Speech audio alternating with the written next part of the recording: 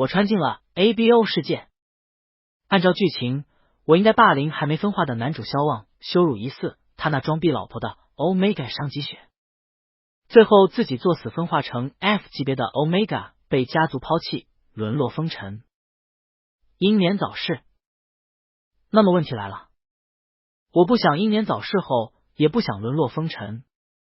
我看着刚刚被我一脚踹翻，18岁还没有我妹妹高的萧望，且不说这玩意儿分化后是否能变成绝世大猛 A 报复我，他倒在地上的样子，我都觉原主那一脚是在虐童。在我的世界，我是个遵纪守法的良民，不虐童，不打架，善良友好但嘴臭。于是我扫了他一眼。格里德克的星海学院已经青黄不接到要招收你这样的学生了吗？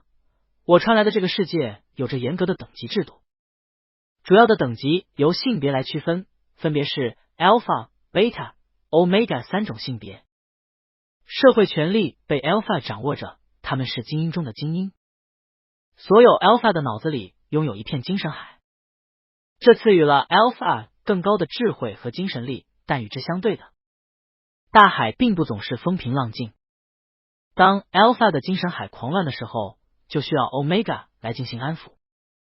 在 Alpha 和 Omega 中又存在基因等级，高等 Alpha 精神狂乱的时候，若是由低等 Omega 进行安抚，低等 Omega 可能会当场死亡，但是没人在乎。在高等 Alpha 中，低等 Omega 甚至有个一次性用品的别称。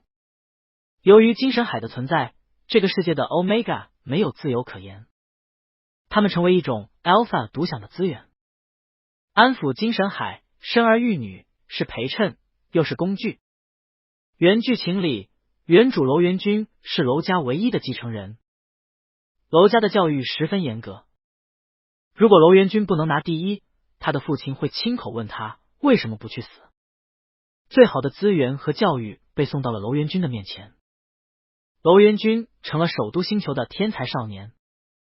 可就是这么一个家主继承人，在17岁的时候被诊断出基因疾病，医生断定他只能分化成一个 Omega， 要是运气差，可能 C 级的 Omega 都当不了，若是 A 级的 Omega 还能送给一些家族联姻，但要是 C 级，楼家掌握着首都星的权势，他们需要一个 A 级以上 Alpha 家主，不需要一个废物 Omega。 由于楼元君旧日的名声，他要是突然消失，会引起公众关注。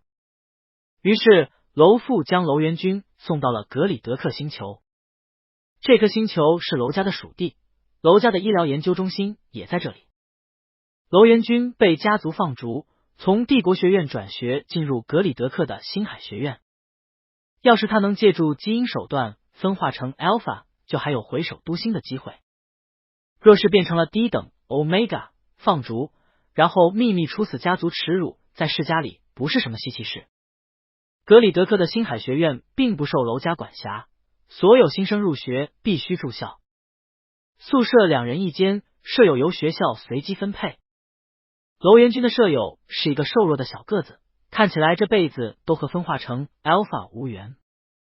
要知道，放在首都星，像他舍友这种人，连楼元君的面都见不到。楼元君觉得自己被冒犯，顿时怒火中烧，踹了人一脚。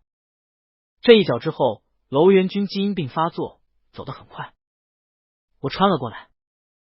地狱开局。原主是个用鼻孔看人的天才，又是贵族。看萧望这种平民和看垃圾没什么区别。要是突然转了性子，和萧望你好我好大家好，很有可能直接被研究中心抓走。没有什么事是原主的疯批家族做不出来的，所以我才会说出那句刻薄的嘲讽。我眼前这位是今后的天之骄子，整个帝国不超过10位的 S 级的 Alpha。 此刻男主萧望躺在地上，长期的营养不良让他挣扎着，却怎么都爬不起来。他眼神恶狠狠地盯着我，像一匹孤狼，一匹貌美的孤狼。男主不愧是男主，哪怕现在是根豆芽菜，脸也是美人的脸。眼神不错，我挑了挑眉，萧望顿时变得警惕。我解释道，首都新的学生见面会稍微碰一下，我没想到星海学院没有这种习惯。不好意思，我向他伸出了一只手。你的舍友楼元君，萧望自然是没有理我。他甩开我的手，对我啐了句滚，自己从地上爬了起来，摔门而出。我对此并不意外，被新室友一脚踹翻，对方伸个手出来就天下第一好了，那才叫奇怪。隔日，机甲课。格里德克是帝国版图边缘的行星，这里会不定期遭受一些外星异兽的袭击，所以星海学院的设立主要是为了培养上到前线战斗的军官。机甲课是每一个学生的必修课。嗨，室友，又见面了，我笑着和萧望打招呼。他微微发愣，估计是没想到我竟然会这么温和有礼。我还记得我的人设。我笑得一脸灿烂，看看今天我能不能一脚掀翻你的机甲。我扫了他一眼，笑容更甚。你别弱到连机甲也开不动。萧望明显被我激怒了，一言不发的滚进了机甲驾驶室。我也上了自己的机甲。双方准备完毕，机甲红色的眼瞳亮起。萧望首先向我发动了攻击。原主和萧望矛盾再次升级，就是在机甲课。机甲操控需要强大稳定的精神力。Alpha 的精神力越强，能操控的机甲就越强。萧望在没有分化的时候，精神力就强的可怕，对机甲的操控可以说是浑然天成。而原主因为基因病，根本没办法好好控制自己的情绪。和萧望的对战中，原主察觉到萧望的天赋，嫉妒使他面目全非。原主情绪不稳，导致战斗途中断开了和机甲的精神链接，最后败给了萧望。原主无法接受自己输给一个瘦小的平民。机甲课结束后，他对萧望的霸凌几乎是摆在了台面上，暴躁易怒成了原主的日常。他越是找萧望的茬，他的精神力就越不稳定，这导致他在分化的时候精神海发育不全，直接变成了 F 级的 Omega。 但没有谁的情绪会比加班3天改方案然后猝死的乙方社畜更稳定。楼元君的本事拿来吧你！实战远比剧情描述来的震撼。楼元君从小练习如何驾驶机甲，可是对上萧望这种天赋型选手竟然十分吃力。最后我以多年的经验拖到萧望机甲能源耗尽，险胜他半分。他从驾驶室出来的时候浑身都被汗水打湿，在昨天被原主狠踹一脚之后，还能跟我打到近乎平局。萧望的天赋强的可怕，杂种就是杂种，输的可真惨，看他累得够呛的样子。不会最后分化成个低等 Omega 退学吧？哈哈哈。那咱们可以去收容所好好爽爽了。在边缘星球低等 Omega 的归处就是收容所， Omega 进入之后就无法离开，但是任何一个 Alpha 都可以去那里度过发情期。我正要下机甲，陡然听到这些话，就又坐回了驾驶室内。我甩出锁链剑，直挺挺的指着刚刚出声嘲讽的学生。他们5个人组成了一个小团体。我操控着机甲偏头笑道：你们5个一起上吧，来比一局。3分钟后，舞台被锤得稀碎的机甲凄惨的躺在训练场上，驾驶室内的5名学生生死不明。我跳下了驾驶室，对着场外的教官温和道：战损赔付请挂到楼家账上，不必在意金额。我又对着那5台报废的机甲抬高了嗓音，5个加起来不如低等 Omega 的玩意儿，不值钱。此刻萧望还坐在场边休息，刚刚和我的对战消耗了他太多体力。我一路小跑过去，坐在了萧望旁边。萧望看了我一眼，轻声道：我看到你用了我的招数，整整10个字。和男主认识不到2天，加上昨天的滚，男主竟然对我说了11个字。我笑：怎么？你要找我收版权费吗？我可是比你用的更好。你很厉害。萧望沉默半晌，才又补上了一句：还有，谢谢你。听到他这么说，我心里的石头终于落了下去。开局那一脚把楼元君的未来踹得稀碎，还好萧望还不是未来那个精明强大的，好骗得很。我朝他伸出手，我确实很厉害，你也不赖。饿死了，食堂走不走？萧望自然是没有握住我的手，但他跟我一起去了食堂。我看到他选了最廉价的营养剂。对平民来说，星海学院的学费贵得吓人。这时候萧望家境非常贫寒，凑齐学费之后就只能节衣缩食才能维持生计。营养剂只能提供生命活动需要的基础热量，对于正在长身体的青少年可不是什么好东西。怪不得萧望会营养不良。我不吃青菜，不想吃贝类。这里的海产还不错，你试试。萧望饭盘里的菜被我越垒越高，很快就达到了营养均衡的标准。萧望皱起了眉头。别多想，我只是拿的有点多且有点挑食。我指了指贴在食堂的告示牌。星海学院食堂要求不准浪费粮食，我们要是拿去倒掉会被食堂的阿姨教育。我生怕萧望性子刚烈，非要拿去倒掉，忙道德绑架。我们已经是朋友了，帮忙。萧望一愣，眼神直勾勾的盯着我，像是看到了什么不可思议的事情。我摊了摊手，你是我在格里德克认识的第一个同龄人，我需要朋友。我又兑了些肉类到萧望的盘子里。你开机甲的打法很凶，星海学院我估计也找不出第二个像你这么厉害的学生了。我想请你做一份兼职，当我的陪练。要是我拿眼神上下扫了扫他，要是你不好好补充营养的话，我估计我每天就只能跟你打一场。我说的是实话，要是萧望不是长时间营养不良，今日我在他手里占不到半分便宜。更何况从剧情走向来看，分化成什么性别和精神海的发育有很大的关系。机甲战斗可以有效训练精神力，为了我自己的未来，我绝不能分化成 Omega。 我朝萧望笑了笑，你可以好好考虑一下，除了室友朋友，我也是个不错的对手。萧望被我这一套连招打的差点招架不住，仅存的理智让他问出一句，你为什么要学这些？你的家族会同意你上前线？没有想象中的好骗。我在脑海中思索片刻，意味不明的开口道，总要为自己留条后路，万一我会被家族放弃呢？萧望看我的眼神顿时复杂了起来。我记得在剧情里，萧望的父亲抛弃了萧望母子。我不能将我的经历明说给萧望听，但这句话足以让萧望共情。一个首都星的家族继承人为何会突然转学到边缘星球的军校？只能是被家族放逐。好，我答应你。萧望点了点头，开始吃起盘子里的饭菜。不得不说的，萧望是一个非常棒的陪练。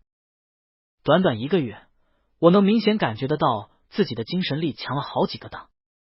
萧望这颗豆芽菜也比之前壮了点，我和他训练的时间在逐渐拉长。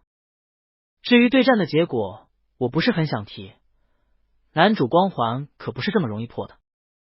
与此同时，我收到了格里德克医学研究中心的体检邀请，这样的体检我每个月都会去做一次。楼家把我放到这里，就是因为这个研究中心在这颗星球上。研究中心会根据我的身体状况定制研发一些基因分化相关的靶向药物，力保我能分化成 Alpha。 这个月的检查结果依旧不容乐观，我分化成 Omega 的几率还是很高。回来的路上，我看到几个高壮贝塔的男人正围堵住了一位女士。那是一位容貌姣好的 Omega 女士，她的脸让我有些熟悉，像萧望。我示意司机停车，独自走了过去。那几个男人是警察，正要以盗窃罪逮捕那位女士。我拦住了他们。请问这位女士偷到了什么东西？其中一个男人语气不善，哪里来的小白脸，劝你不要多管闲事。为首的男人拦住了他，用眼神示意他看我的袖口。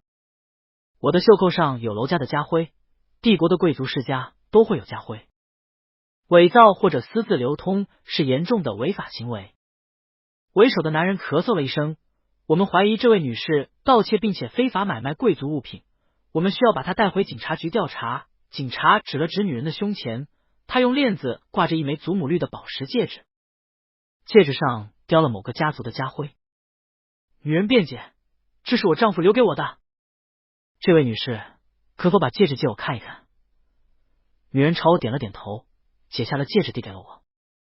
我仔细看了看，发现这枚家徽我竟然认识，它来自于一个比娄家还要古老的家族。我看着我面前的女人，她有着和萧望相似的脸，我朝女人行礼，萧夫人，没想到能在这里遇到您，真是我的荣幸。文人先生在首都星十分想念您，在场的警察顿时变了脸色。文人家比娄家在帝国更有影响力，有几位甚至有皇位的继承权。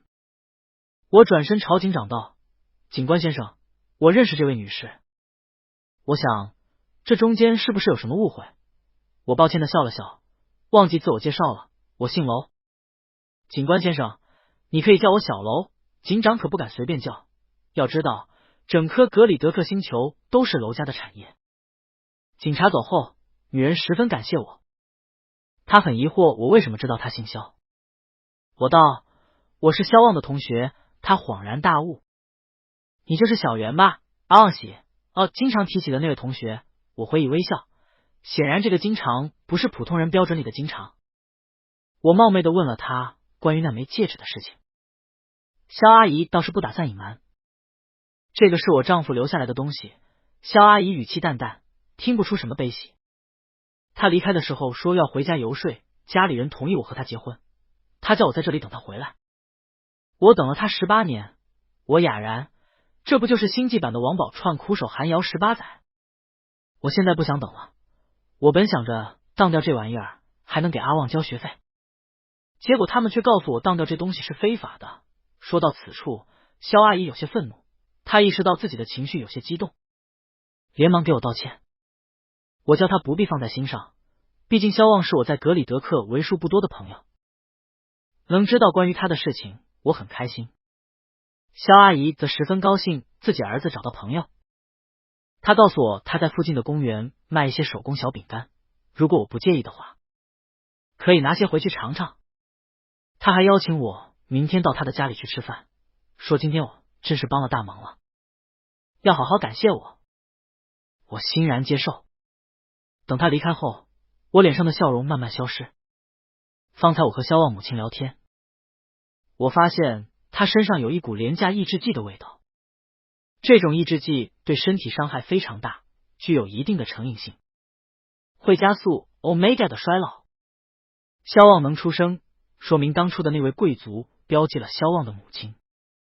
18年没有 Alpha 在被标记的 Omega 身边提供信息素，仅靠着廉价抑制剂， Omega 得有多痛苦？我感到一阵窒息。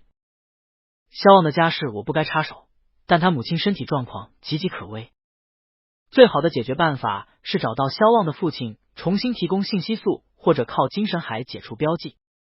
其次是停止使用廉价抑制剂，换成更好的，但后者无论效果多好，经年累月使用廉价抑制剂造成的沉疴旧疾会导致新抑制剂在使用初期反应剧烈， Omega 会出现很痛苦的阶段反应，前者才是万无一失的办法。如果我不幸分化成了 Omega， 萧望是我对抗家族的一张好牌，我必须收拢他。我从原主的记忆里找到一个人，随后又往首都星发了一条讯息，帮我查一查文人家18到20年前有没有什么大人物长时间离开过首都星。对面几乎是秒回，在边境星球守身这么长，元神你越来越行了呀，文人家可是有皇位要继承，做的不够隐秘，可是要进局子的。我打字，钱不是问题，对方只犹豫了半分钟。可恶的阔佬，给我3天时间。第2日，我带着礼物上门，屋内很快有人过来给我开门。我看到萧望穿着碎花围裙，手里拿着锅铲，我很震惊，萧望也很震惊。你来我家干什么？萧望目光一凛，杀气腾腾，仿佛下一秒就要去杀穿异兽大军，但配上碎花围裙，攻击力直接清零。我清了清嗓子，你母亲叫我来的，你这一身打扮是？萧望垮着一张脸，进来再说。他侧开身，动作僵硬的把我放进了他家。就给我倒茶的间隙，萧望迅速脱掉了身上的围裙。失策，忘记拍照。他道：我妈说昨天有人帮了他大忙，今天打算邀请他过来吃饭。怎么会是你？这究竟是怎么一回事？我把昨天的事情说了一遍。叙述的间隙，萧望坐到了我对面。我妈的事情，多谢你，我没有绕弯子，开门见山道，关于那枚戒指，我本就为此而来。萧望面沉如水的看了我一会儿，叹了口气。我知道那是谁家的家徽，这枚戒指来自文人季松。我的父亲，我大受震撼。文人季松是一位亲王，是站在文人家权力顶峰的那几位之一。如果老皇帝突然驾崩，文人季松有资格成为下一任国王。要是这样，按照继承法，萧望还真能有皇位要继承。他在格里德克的时候化名为文松，同我母亲恋爱，后来以家族反对要回去首都星游说家人为由，启程回了首都星。那个时候我母亲正要临产，然后他就再也没有回来过。萧望补充道，文人季松的身份是我自己查出来，戒指上的家徽并不罕见。可笑的是，我母亲至今当他是文松，等着他回来。你从首都星来，文人季松的事情你比我更清楚。我当然清楚。文人季松亲王18年前和岑家长女结婚，婚后2年孕有一女。当年文人季松身体欠安，婚礼办得十分低调，只有少数人参加。婚礼之后，他的身体每况愈下，18年来从未出席过任何公众活动。代替他活跃在社交界的是他的妻子岑芳玉，现在变成了他的长女文人长宁。我曾和文人长宁见过几次面。至于原因，要是我和文人长宁性别和基因等级合适，我们会互为联姻对象。怪不得当时我说我从首都星来，萧望如此不待见我。我希望这件事情可以到此为止。我一愣，问，你不想见一见你的父亲吗？萧望语气中带着厌恶，无论是出于什么原因，我无法原谅一个 Alpha 抛下即将生产的 Omega 10几年。我从未见过他，但我记得他对我母亲的伤害，我十分惊诧。Omega 在大部分时候社会地位甚至不如 Beta， 哪怕是亲生的孩子看不起自己的 Omega 养育者都很常见。知道自己父亲位高权重，竟然不想着回到他身边。而且在萧望的叙述里，从未出现过他自己，都是站在他母亲的立场上为他母亲辩护。萧望倒是比首都星那群贵族 Alpha 好上许多。他见我表情困惑，反问，你难道觉得这里面会有隐情？我如实点头。文人季松从格里德克回到首都后，婚礼办得仓促低调，不符合文人家和岑家的身份地位。他18年来从未在公众面前露面，不符合一个亲王的行事风格。萧望冷笑，你是相信文人季松是个好丈夫好父亲，还是相信我能分化成 S 级的 Alpha？ 我沉默了。这还真不好说，毕竟 S 级大猛 A 萧望是真分化呀。文人的事情就此打住，我这次来还有另外的事情。我将萧望母亲的事情告诉了他。萧望眉头紧锁着听完，一言不发。我道，如果你的父亲是文人季松，那么阿姨只能用换药的办法解除对廉价抑制剂的依赖。萧望比我更清楚长期使用这些抑制剂的后果。低等的 Omega 寿命不长，很大一部分原因是买不起没有副作用的抑制剂。后续抑制剂的购买费用请不要担心，来的时候我便考虑了2种不同的情况。现在我有一份薪水不错的工作，想提供给你的母亲，伍德甜品店的蛋糕师岗位。昨天你母亲送了我一些她烤制的小饼干，我想我有义务将美好的东西分享给更多的人。这个岗位只有他能胜任。萧望微微瞪大了眼睛，不可置信，这是他很想去的一家店。可是店长以他 Omega 为由拒绝了他很多次。你是怎么？我朝他挑了挑眉。我有没有告诉你我有超能力？萧望有些懵。我轻笑，现在你知道了。那家甜品店的老板目前姓娄。萧望听完有些无措，以至于他开始口不择言。你为什么会对我这么好？我身上并没有什么能给你的东西。如果你是因为文人季松来的，我两手交叠，平静地看着他。因为我们是朋友啊，萧望。这似乎超出了萧望的理解范围。我还想去参军，去杀异兽，我不能变成 Omega。他这话说的没头没尾，我花了好几秒钟才反应过来。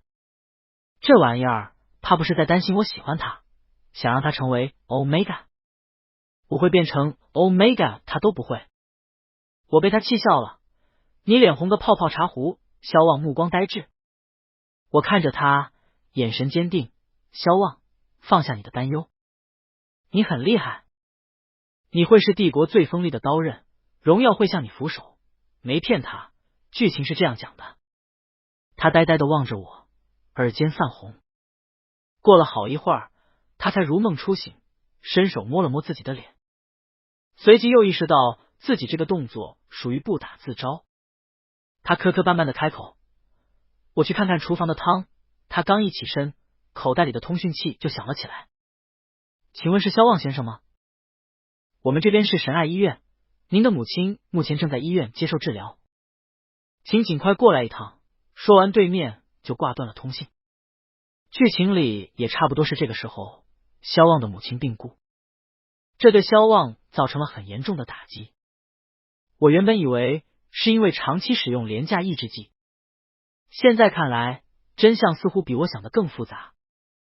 我和萧望对视一眼，拿着外套就冲了出去。萧望的母亲呆呆的坐在走廊的椅子上，他手上缠着绷带，身边好几个贝塔警察拿着光板做笔录，他们的脚边放着一个金属保险箱，其中一个还是我昨天见过的。昨天的警察对着萧望开口：“你的母亲在路上遭遇了抢劫，受了很大的惊吓，目前的状况可能不适合开口说话。”抢劫？他现在的情况怎么样？警察看了一眼时间，大概1个小时之前，歹徒试图抢劫你母亲的戒指。你的母亲并没有反抗，但歹徒还是划伤了她的手臂。好在有一位热心市民经过帮你母亲报警，并且把她送到了医院，伤口不算深，好好休养一段时间就能恢复。只是萧望情绪激动，只是什么？只是这件事情似乎让你的母亲受到了很大的惊吓，她除了报出你的联系方式之外，就再也没有说过话。萧望蹲在他母亲面前低声安抚，我则朝着昨天的警察问道：“昨天你们调查萧女士非法买卖贵族物品，今天她就遭到了抢劫。”警察先生，这事儿是不是太巧合了？警长顿时有些愤怒。娄先生，请你不要无中生有，我都还没有说出我的质疑，警长这么着急否认干什么？难不成这里面真有隐情？就在气氛即将陷入焦灼的时候，一道陌生的男声插了进来。哟，这么热闹呢！我和萧望同时转头，看到一个身形高挑、留着长发的男人走了过来。他模样生得极为好看，一双桃花眼十分招人。商先生，你来了。他和警长相互点头示意，随后又把手里的袋子扔到了萧望的怀里。镇定剂和伤药，记得每天给你母亲换药。随后他又把眼神挪到了我身上。这不是娄家的太子爷吗？首都星期男霸女惯了，打算在格里德克也搞这套。我还没反应过来，萧望却拦在我身前，面色不善的盯着他。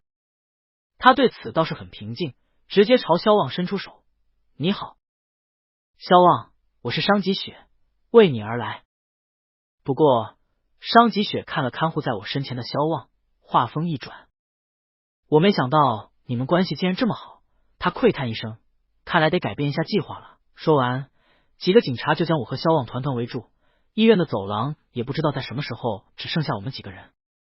萧望的母亲被2个人带入了最近病房，我和萧望正要发作，几个警察直接将我俩控制住，给我们脖子戴上了电击圈。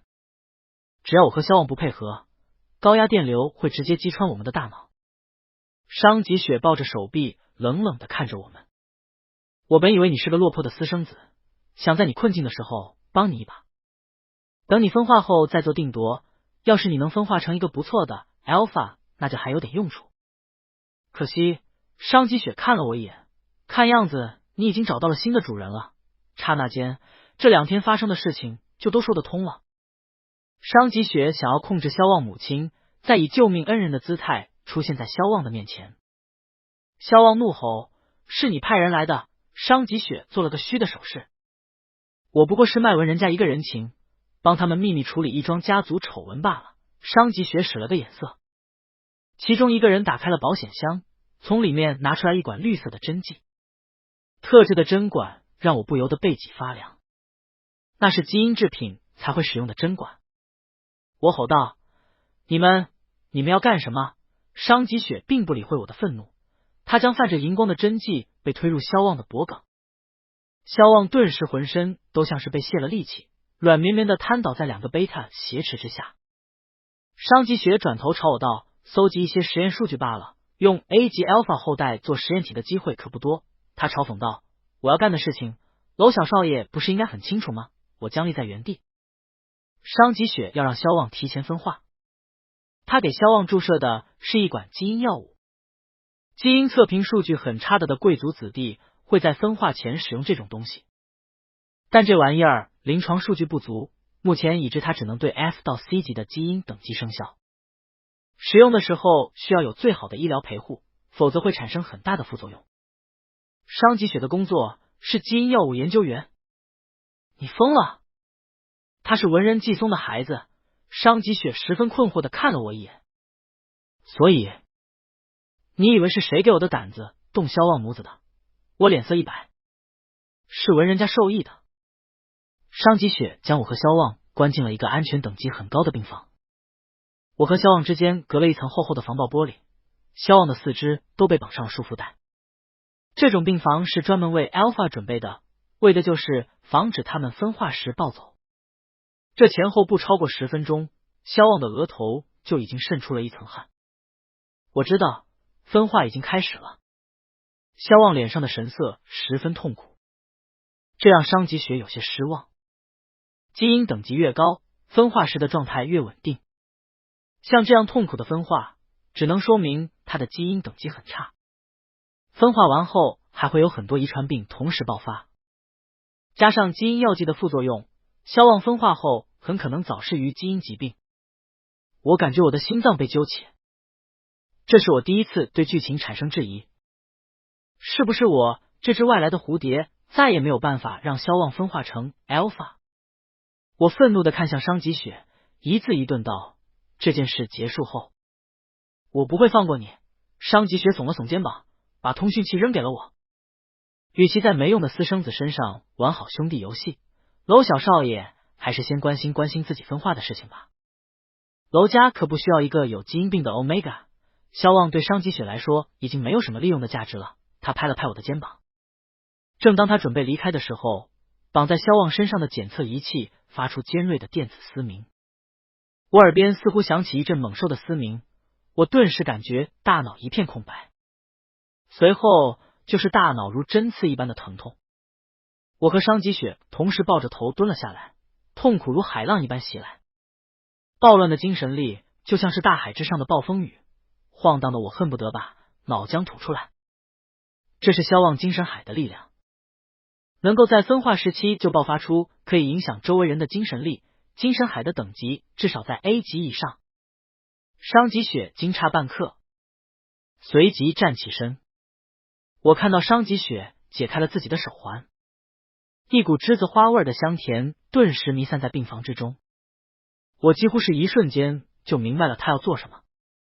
原剧情里，商吉雪是个没什么背景的 A 级的 Omega， 他这种 Omega 在高等 Alpha 中很受欢迎，和他结合的只会是贵族。这也意味着商吉雪会失去自由，成为贵族 Alpha 手中会呼吸的收藏品。为了不被抓去强制基因匹配，他一直兢兢业业的把自己伪装成 Beta， 而现在他要以 Omega 的身份去安抚精神海狂暴的 Alpha。此后 Omega 和 Alpha 会建立很强的精神链接，他们可能会成为亲密的战友、朋友，甚至是恋人。但我没有办法阻止。能安抚萧望的 Omega 少得可怜，低等 Omega 直面这样愤怒的精神海可能会当场崩溃。我看着商吉雪打开了病房的防爆玻璃门，走到了萧望的床前。萧望依旧痛苦，但在商吉雪进去后，满屋子乱窜的精神力竟然比刚刚平静了一些。与此同时，我的通讯器也收到了一条来自首都星的消息。我看了一眼通讯器，委托的调查有了结果。在消化完发来的信息之后，猛然抬头看向隔离病房的二人。就在这一瞬间，萧望的身形迅速的拔高变大，几乎是眨眼间，他从一颗豆芽菜长成了一棵苍松。紧接着，商吉雪痛苦的捂住脑袋倒了下去，而萧望则硬生生挣脱了绑在四肢上的束缚带，一把抓住了商吉雪的脖颈，将他抵在了墙上。商吉雪艰难的开口：“萧望，不要拒绝我进入你的精神海，你会疯的。”可这话似乎进一步激怒了萧望。房间里精神力如疾风骤雨般刺入我的脑子。萧望手上的力道逐渐收紧，商吉雪脸涨得通红。商吉雪颤抖着手从口袋里掏出一个控制器，那是我和萧望脖子上电击圈的控制器。我强忍着恶心，撑着身体进入了萧望的隔离房间，一把将商吉雪手上的控制器夺了过来，砸了个稀碎。萧望，你醒醒！你想杀了他吗？萧望现在已经比我高出半个头，力气大得吓人。我试图去掰开他的手臂，纹丝不动。杀了文人季松，杀了文人！萧望的嘴里传来可怖的低语。我从前曾听说过精神海和情绪有很强的关联，童年阴影或者是一生的执念会成为精神海动荡不安的契机。我几乎是吼了出来：文人季松没有抛弃你，他没有抛弃你们母子。听到自己父亲的名字，萧望的注意力果然被转移。他将商吉雪放开，新鲜空气涌入商吉雪的肺部，他跌坐在地上，剧烈的咳嗽着。下一秒，萧望掐上了我的脖子。萧望掐着我脖子上的电击圈，将我举了起来。金属和皮肤摩擦的地方生疼。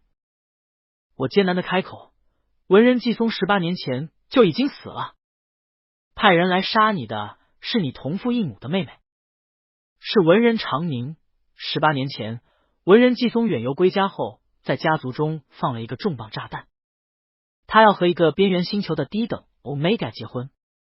在帝国，贵族和平民通婚是绝对不允许的。他这个要求一经提出，全家震怒。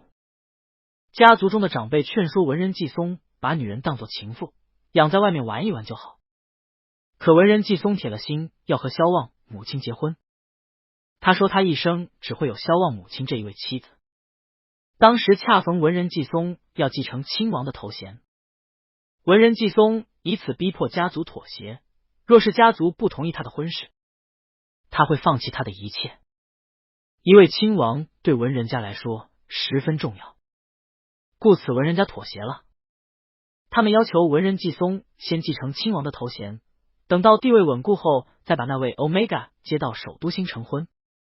文人季松自然知道权力斗争的凶险，为了保护他的爱人，他没给家人透露过关于萧望母亲任何信息。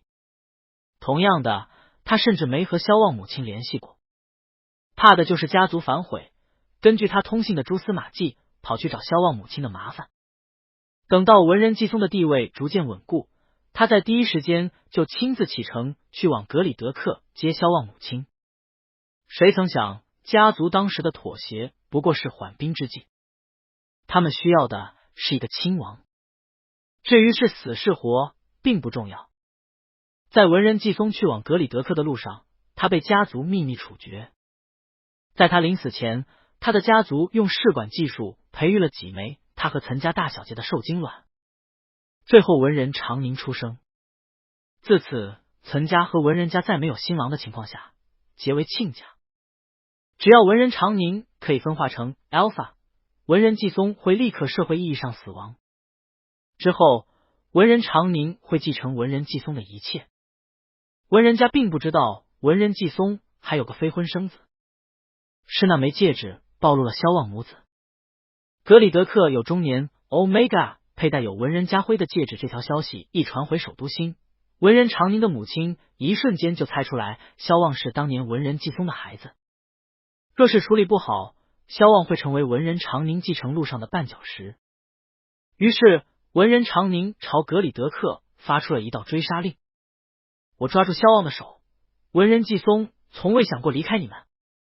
他没有背叛过你母亲，他爱你母亲，也爱你。萧望被我的声音吸引，脸上除了愤怒之外，还多了一点呆滞。他似乎是在思考。我继续道：萧望，你是被父母期待着出生的孩子，醒过来好吗？脑海中的刺痛已经减轻了许多。萧望的精神海依旧汹涌，但他正在一点点平静下来。你问我是相信文人季松是个好人，还是你会变成 S 级的 Alpha？ 萧望眼神无光的望着我。现在这个问题我有了答案。你看，我找到了奇迹本身。说出这句话的瞬间，我脖颈上的电击圈被萧望徒手捏碎，几缕白烟从萧望的指缝里散了出来，伴随着皮肤被烧焦的味道。在我感到金属灼伤皮肤的热度之前，萧望将电击圈扔了出去，他的精神海也在这一刹那安静了下来。我这才意识到，萧望似乎从未想过伤害我。他仅存的理智驱使他干的唯一一件事是解除我脖子上的电击圈。他一把将我抱住，头埋进了我的脖颈之间。这样亲密的动作让我有些僵硬。谢谢，我心头一颤，本想拥抱他的手停在了半空。我感受到脖颈处泛起湿润。萧望在哭。萧望只花了很短的时间平复心情。他分化后简直是遇神杀神，遇佛杀佛。这回换伤吉雪被关在特殊病房内了。方才安在我和萧望脖子上的电击圈被安在了伤吉雪都脖子上。这人是首都情报部门来的，专门负责处理贵族之间见不得光的事儿。据说军衔还是大校，不能轻易让他跑掉。我立马联系了我的思维。医院内伤吉雪安插的人也很快被清理掉。萧望的母亲被救了出来，安排到了更舒适的病房内静养。忙碌的安排让我没空去想萧望那个过分亲密的拥抱，还有落在我脖颈间的几滴泪。反正张飞是不会抱着关羽这么哭的。我交代完事情之后，四处找萧望找不到，最后找到了伤吉雪的病房门口。你喜欢楼元君？我正要敲门，就听到门内传来伤吉雪的声音。于是我伸出的手又放了下去。萧望半天没有回答。伤吉雪嘲讽道：你忘了你父亲的下场了吗？贵族和平民没办法结婚，除非你变成文人望。不关你的事。伤吉雪很轻的笑了一声，让我猜猜，你不想和文人家有牵扯。现在又分化成了 S 级的 Alpha， 你想着在军队里摸爬滚打几年，赚到足够高的军衔，就能和娄家接触了是吗？萧望依旧沉默。可惜，你要不要去问问你的心上人是为什么来格里德克？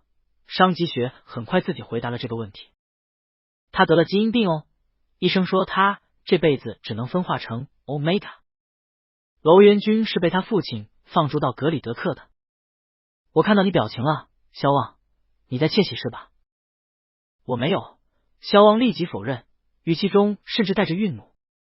伤吉雪却丝毫不被影响，他继续道：娄家可不会养一个废物 Omega， 他要是变成了 C 级以上的 Omega， 就会被他父亲送去联姻。如果是 C 级以下，伤吉雪带着点恶意的开口，你知道的，贵族 Alpha 都有暴虐的精神海，需要 Omega 安抚。C 级以下的 Omega 可没这个本事，他们的下场只有死。伤吉雪声音带着蛊惑，你想要得到你的心上人，要么你回首都心成为文人望，和娄家联姻，要么娄元君分化成 Alpha， 否则他可活不长。但无论是哪种，我都可以帮你。就在我打算推门进去阻止这场亚当与蛇的时候，医院内响起刺耳的警报。准确的说，整个格里德克都拉响了警报。格里德克地处帝国版图的边缘。为什么帝国没有继续扩张？因为距离格里德克差不多1光年外有一圈异常凶险的陨石带，那片陨石带被称作宇宙忘川，所有踏入里面星舰都会消失的无影无踪，就像传说中沉入忘川那样。可这条陨石忘川不只是吞噬星舰这么简单，外星异兽会成群结队的从里面爬出来，没人知道他们来自何处，也没人能准确预测它们出现的时间。他们很喜欢吃一种叫新铁矿的石头，恰好格里德克又有好几条矿脉。这些异兽的血肉是非常不错的生物燃料，脑髓液又是基因药物珍贵的原材料，所以几十年来，人类一直都在和这些异兽打仗。现在响起的警报就是外星异兽入侵时拉响的。萧望很快就带伤吉雪跑了出来，他见到站在门口的我，先是一愣，随后触电似的放开了伤吉雪的手，生怕我误会什么。我顿时有点无语，朝他们两个道：先去避难，这些外星异兽主食新铁矿，零嘴就是活生生的人了。战争开始的时候，偶尔会有几只异兽掉到格里德克星上来，只要几只就能把一座城给掀翻了。格里德克到处都是避难所，但谁也没想到，这一进去就是1个多月。这次的兽潮比之前来的都要凶猛，他们几乎是贴着格里德克的近地轨道出现，数量又是之前的好几倍。以目前格里德克的战力，颇有点负隅顽抗的意思。前2周还捷报连连，后2周避难所的广播里都是动员参军的演讲。前线的人手不够了。星海学院作为格里德克知名的军校，里面的学生自然是在第一时间就应征入伍了。当然也有一些例外，他们是格里德克星球的贵族。战场上刀剑无眼，这些世家只是想把这些二世祖送去镀金，又不是真的送去卖命。我因为体检单上的基因病被刷了下来，我要是在战场上分化成 Omega， 会是难以想象的灾难。萧望自然是上了战场， S 级的 Alpha 会是最好的战士。萧望的军功攒得很快，他会在空闲的时间偷偷给我打一些视频通讯。我看他窝在狭小的宿舍里，絮絮叨叨都给我说起战场上发生的那些事情。起初萧望还是很活泼，见到什么都想跟我说一遍。渐渐的，他脸上的笑容越来越少。我知道这是因为他的战友正在一个接一个的死去。萧望的军衔升得很快，这也说明了战争的惨烈。那些在他身边生活过的活生生的人，在某个瞬间仓促的离开了他。没过多久，萧望托休假回来的同学给我带了一管淡绿色的液体，大概100毫升。我一眼看出那是异兽的脑脊髓液。伤吉雪告诉过他，这些东西是基因药物的重要原材料。我闲聊的时候给他提过一嘴，我的基因病需要特制的基因药物来治疗。医疗研究中心因为原材料不足，导致药物研发进度缓慢。现在异兽入侵，药物研究进度更是缓慢。脑脊髓液的提取过程非常麻烦，也不知道萧望是攒了多久才攒到了这么多。他踌躇着开了口，我记得你和我说过，你想开着机甲去探索星海。你的基因病可能会导致你的体力可能跟不上。他在隐晦的和我解释那日他和伤吉雪的对话。你缺多少原材料就给我说，战场上异兽很多，我能抓到合适的来提取。之前心一颤的感觉又在这一刻回来了。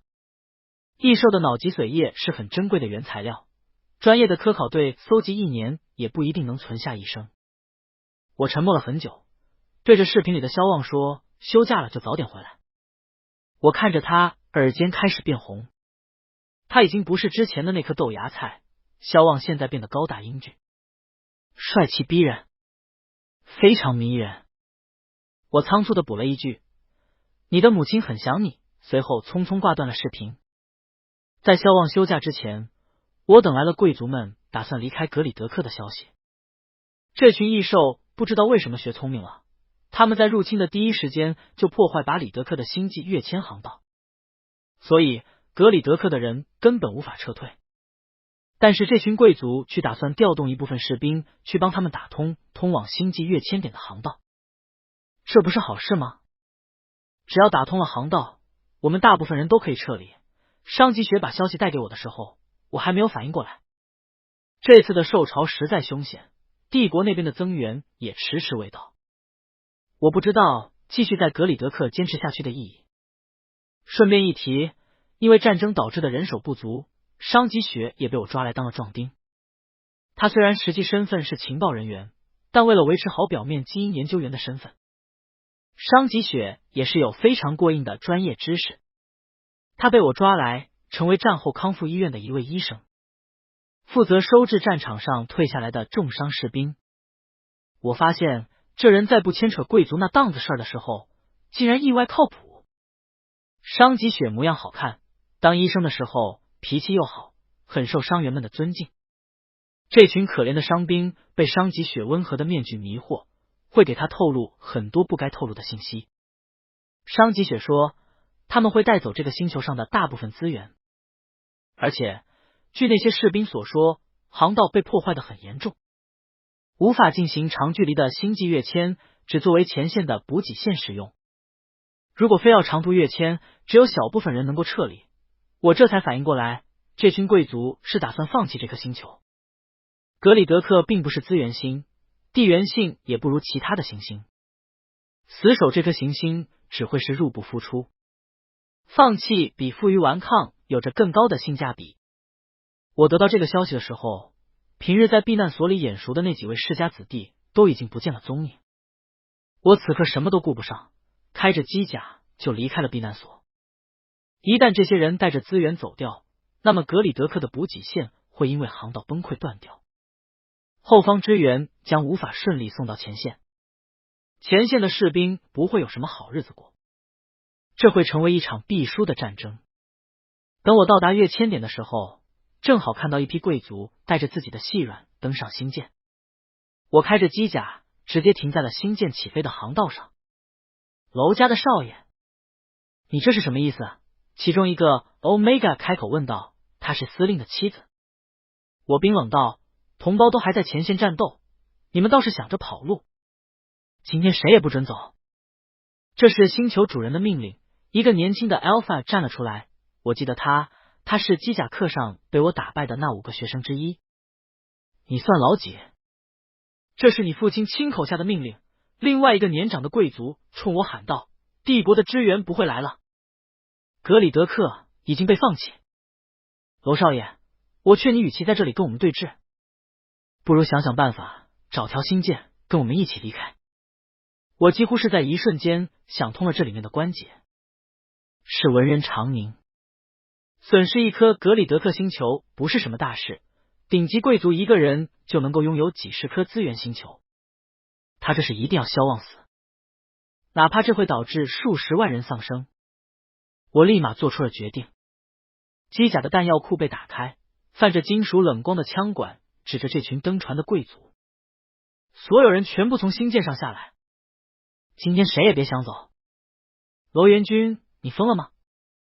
格里德克，这里不是你一个人说了。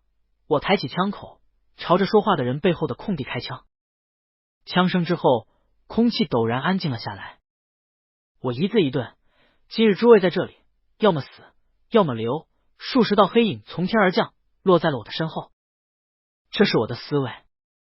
双方的武装力量顿时差距犹如天堑。我将枪头对准了刚刚说话的人。你说的对，格里德克不是我一个人说了算，但在此时此地，这里就是我说了算。我冷冷的扫过这些逃兵，诸君若有不服，大可上前来试试。对峙并没有持续多久，这群人的把自己的性命看得比什么都重要，自然不肯和我这种开着机甲炸起飞航道的疯批硬碰硬。他们被我请回了家，我带着他们在记者面前微笑。这些权贵在镜头前侃侃而谈，他们对民众说，请一定要相信帝国防卫军可以在前线大获全胜。那个被我揍过的小少爷在镜头前后槽牙都要咬碎了，可他说不出一句话。毕竟镜头之外，我和我的侍卫们虎视眈眈，航道又被我安插到了侍卫日夜值守，就怕这群人连夜出逃，导致补给线受到威胁。处理完这些事已经是3天后了。萧望在战场上失去了音讯，战争一旦开启，失联几天是很常见的事情。没有消息就是最好的消息。我实在是闲得无聊，就去医院找商吉雪。商吉雪见到我，脸上写满了不解。我前几天去跃迁航道那边阻拦贵族离开的事情已经传开了，你们这种贵族竟然会关心民众，竟然不是逢场作戏。我想起之前商吉雪对我的态度，才发现这人对贵族似乎有很深的仇恨。就在我想让商吉雪展开说说的时候，萧望终于传来了消息。准确的说，是上次给我带回脑脊髓液的士兵带回来的消息。带信的士兵姓唐，不是格里德克星球的人。他说，萧望带着一队6个人的小分队去寻找异兽的老巢。异兽神出鬼没，每次袭击数量庞大。他们推测，这些异兽应该是从虫洞里出来的。宇宙忘川附近很大概率藏着星际跃迁的虫洞。萧望的任务就是找到这些虫洞，并且将它们炸到坍缩。这支小队是精英中的精英，萧望是队长。他不愧是 S 级的 Alpha， 整个队伍只花了3天就找到了虫洞的位置。我就说，为什么萧望和我失联了3天？原来是去执行任务了。小队很顺利的炸毁了虫洞，胜负的天平瞬间倾斜。敌方的补给线被切断，战场上的异兽自乱阵脚。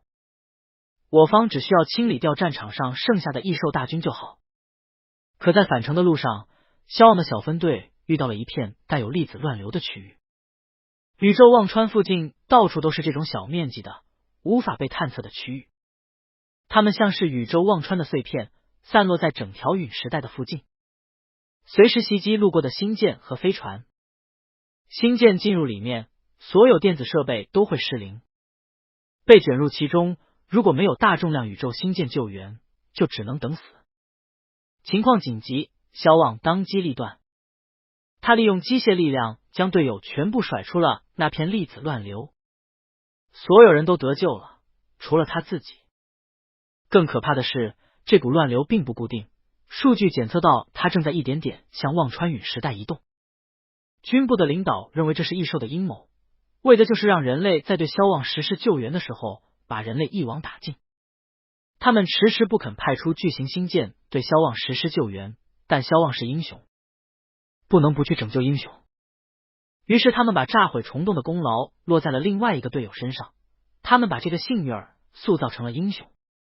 我怒道，放屁，他们明明是不愿意去救。我没忍住爆了粗口，文人常宁巴不得萧望死在战场上，有格里德克权贵撤退在前。我对萧望这个同父异母的妹妹充满了阴谋论。我问道，乱流还有多久会到达忘川？通讯兵并不知道上层的下系，他老老实实的告诉我，还有半天。我在心中合计了一下，这个时间足够从格里德克赶到前线。对抗粒子乱流需要重型星舰或者是重型机甲，前者被军方管控，而后者我刚好有。商吉雪拦了我一下，问道，你想干什么少爷？商吉雪真担心我去劫持将军，叫他下令救萧望。我将心中的计划告诉了他，我会驾驶最新的重型机甲鸢尾，去把萧望从粒子乱流里捞出来。你疯了吗？鸢尾需要 A 级精神海才能够驾驭，拜托你清醒一点。你目前还没有分化。再说了，格里德克这种穷乡僻壤哪里来的这种重型？商吉雪不可置信的看着我，你竟然带了一架鸢尾来这里？你是被放逐的，还是要来这里割据称王的？原主非常擅长驾驶机甲，并且有很多机甲收藏。尽管被放逐，只要他还没分化，他依旧是楼家的少爷。于是原主把他的收藏品也带到了格里德克。我耸了耸肩，说过很多次了，我有超能力。商吉雪五官都扭曲了，指着带信的士兵骂道，你又是哪里冒出来的？不把消息传给自己的长官，跑来给楼元军说什么？就萧望这种事情怎么都轮不到他。他支支吾吾说自己是执行虫洞计划小队里的一员。萧队救了我，我没理由在能救他的时候不救他。他说萧望在前线的时候老提起楼元军这个人，说他很厉害。萧望被困后，他想着兴许这个人有办法救萧望，于是就打算来找到我碰碰运气。后来又听说我是保护了补给航道的人，愈发觉得我有办法去救萧望。不行，这太危险了。再说了，楼元军你现在要是走了，等你回来，格里德克这群贵族有办法把你撕碎，信不信？我看着商吉雪眨了眨眼，我这不是在和你商量吗？商大笑，鸢尾是除了星舰之外唯一能拯救萧望的东西。我又把光脑中的体检报告调了出来，摆在了商吉雪面前。你也知道，鸢尾只有 A 级以上的精神海才能驾驶，虽然我现在还没有分化出那种东西，但你看我的精神力级别还非常高。格里德克已知数据里，我只比萧望低，我是唯一可以救他的人。那你也不看看你们之间数值差距有多大？我要是一走了之，和那群贵族斡旋的事情必然会交给商吉雪。这人生平最恶心和贵族打交道，自然不愿意我走。他把气儿喘匀了才问我，你为什么要为他做到这个地步？他会这么问我，就说明他打算答应我的请求。我笑了笑，对他说，你就当这是我玩的无聊的兄弟游戏吧。临走的时候，商吉雪给了我一管绿色的药剂。谢谢你的萧望吧，借由他分化时的身体数据和带回来的脊髓液，我改进了基因增强的药物，效果和稳定性都增强不少。他上下打量了我一遍，你这个年纪也差不多要分化了，这玩意儿你拿着，要是有什么突发情况，你至少不会分化成一个麻烦的 Omega。 我将药剂贴身保管，朝商吉雪一笑，说忘不说吧，文明你我他，谢了兄弟。商吉雪气急败坏，做事就要踹我，滚吧，你的兄弟情令我作呕，这是一条非常危险的路，我随时可能遭遇背叛，但眼下我也找不出其他更好的办法了，我必须去救萧望，不仅仅因为他是男主。出发前，我接到了我远在首都星的便宜父亲的视频通讯，他怒斥我阻拦贵族的行为。视频里的他非常愤怒，你知不知道你的行为有多愚蠢，给楼家带来了多大的损失？我们和文人家的合作终止了，我没忍住，反驳了他。所以呢，我要眼睁睁的看着跃迁航道被破坏，所有人都死在战场上吗？楼家祖上军旅出身，陪着帝国皇帝开疆拓土，骨子里带着军人的血性。我的父亲哑口无言，最后才吐出一句，你和你的母亲一样固执。我想起记忆里那个早死的 Omega 女人，坚韧又温柔。我十分自然的回应了他，那么我很幸运，我长得像我的母亲。鸢尾是帝国目前的顶级机甲，这里面搭载了帝国最先进的科技，体积比普通的战斗机甲整整大了10倍，动力和枪炮口径能够媲美中型星舰。唯一的不同是，星舰需要几十上百的人手维持运作，鸢尾只需要最多2个人。商吉雪并没有跟着我来，不明的宇宙环境对 Omega 的伤害非常大。我驾驶的时候明显感受到精神力在急剧消耗。等我将萧望的机甲拖进登陆舱的时候，我已经能够尝到喉咙漫上来的心甜。我把机甲设定成了自动驾驶模式，开始返航。而我则拖出驾驶舱，去登陆舱检查萧望的情况。在我打开萧望机甲舱门的那一刻，一张异兽的脸冲到了我面前，眼疾手快的抽出靴中藏的匕首，一把钉进了异兽的大脑。这时候我才发现，这只异兽已经死去多时。他应该是想要趁着萧望落单，进入机甲袭击萧望，但没想到因此送命。我转头去检查的萧望的情况，顿时觉得天旋地转。萧望躺倒在驾驶室内，浑身抽动了一下，随后他醒了过来，双目发红，他的精神海又一次暴走了。更糟糕的是，一股霸道性激素的味道钻入了我的鼻尖，闻起来有点像伏特加。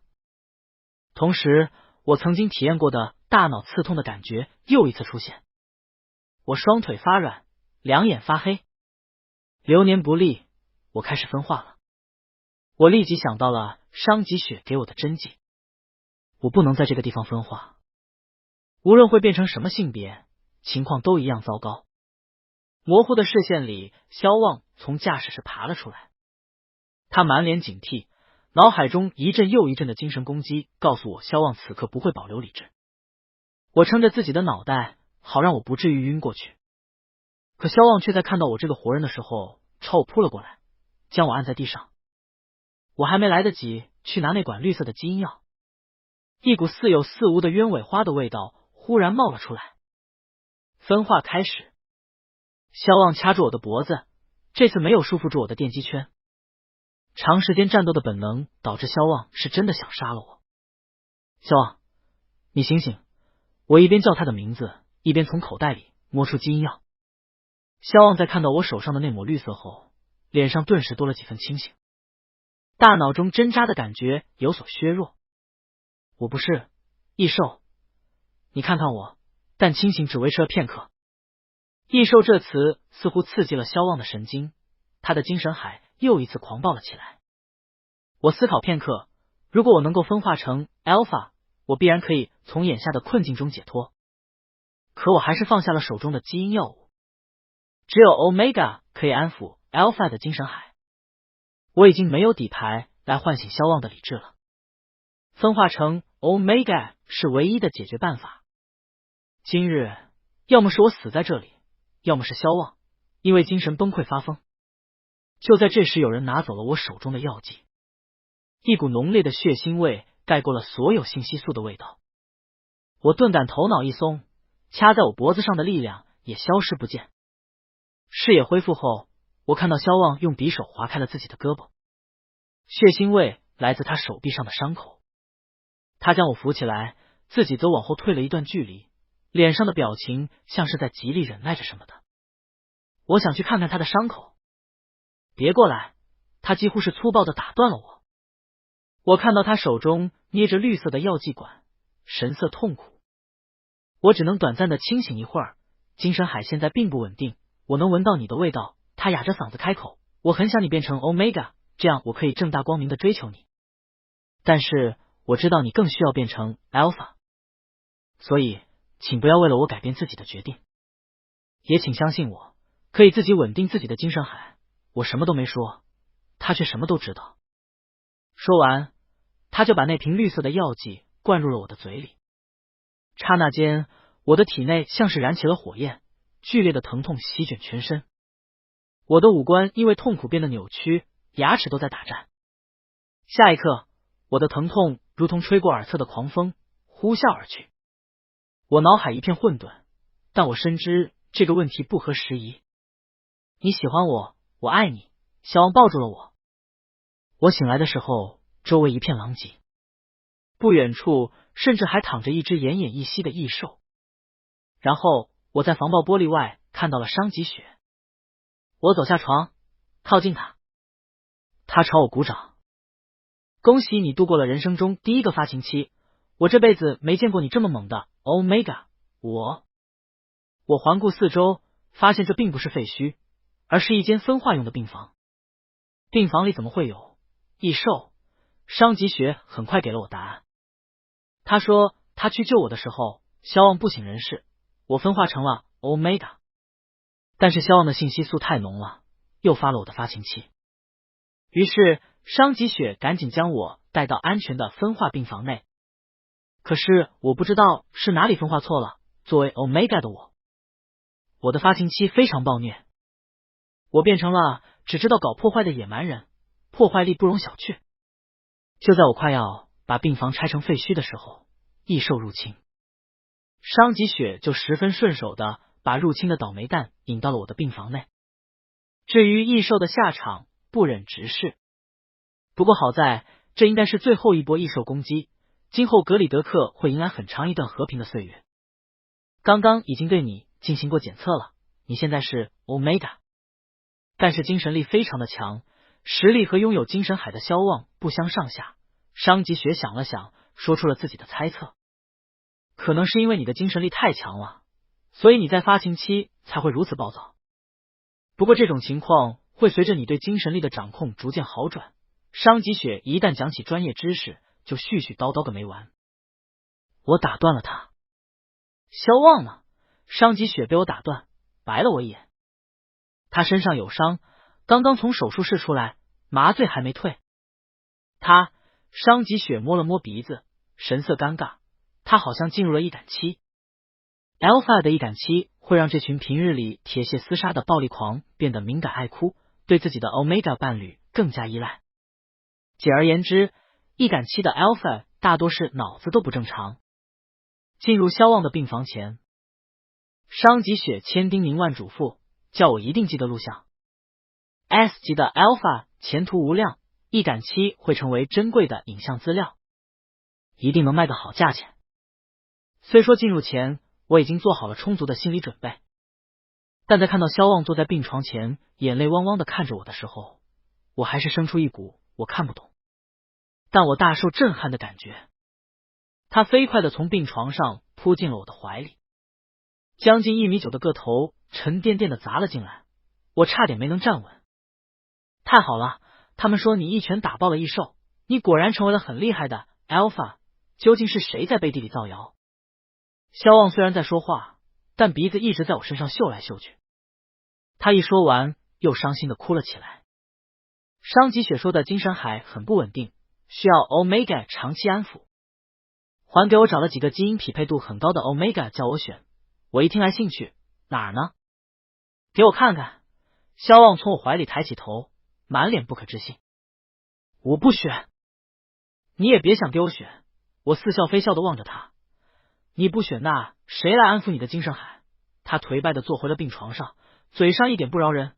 我就不能选你吗？哦，不可以啊，不可以就算了，行吧，其实我也没有很想要选你。说到这里，萧望实在是说不下去了，眼巴巴的看着我，真的不能就是你吗？我被他气笑。你当皇帝选妃呢？我是 Alpha， 你也想跟我在一起？我可办法的安抚你的精神海。萧望顿时认真的点了点头。不是皇帝选妃，我没想过别人。你看，我都撕了。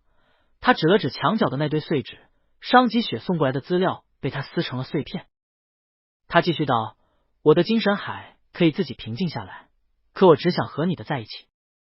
不因为你是 Alpha 还是 Omega， 你对我来说就只是你。我在光脑上划拉了几下，又撑着下巴看着萧望。你要不要看看我给你发了什么？萧望一言打开自己的光脑，那是一份基因匹配度100%的报告，检测人是我和萧望。我笑，这份资料被商吉雪放在了最后，你是真没耐心看到最后啊。我眯着眼看他，一进这个房间我就开始安抚萧望的精神海。现在我能感受到海面变得平静。鸢尾想要发挥最完美的战斗力，需要2个心灵相通的机甲驾驶员。他的设计原型出自我母亲，他曾经想着和我父亲并肩作战。鸢尾花的花语是自由，我并不知道我母亲设计鸢尾的初衷是否在此，但如今我确实奔向自由。我朝着萧望伸出了手，从今往后，星海之上，我们会是最佳的搭档。我不会被身份地位性别所困，我可以和萧望一起去探索更遥远的宇宙。他握住我手的那一刻，又将我抱住。阳光下，我听到他说，你好，搭档、战友、爱人。